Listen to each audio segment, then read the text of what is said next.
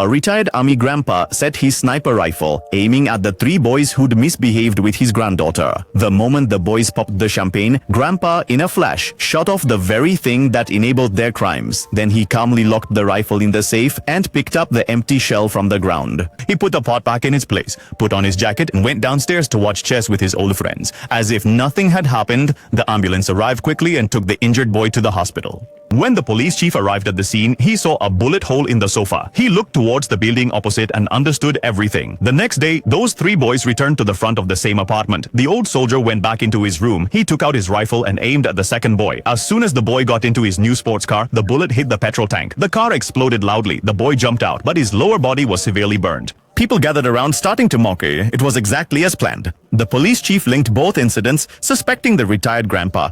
He went home and warned his son. "Oh, don't go outside. Don't even go near the windows." The boy started trembling with fear. He covered the window with a flower pot. He drew all the curtains and huddled on the sofa. Meanwhile, the police chief arrived at Grandpa's house with his officers. The entire house was searched. Nothing was found. Just as they were about to leave, there was a knock at the door. The girl's aunt came to get her key. The police chief went with them to their flat and pulled back the curtain, looking at the building across. The officers opened the storage locker. The old soldier was drenched in sweat, but there was nothing inside. Even Grandpa was surprised where the rifle hidden in the safe had gone. The police chief threatened, "If my son is harmed, I'll make you pay tenfold." Grandfather just smiled and said, "You've taken quite a while to get here, sir."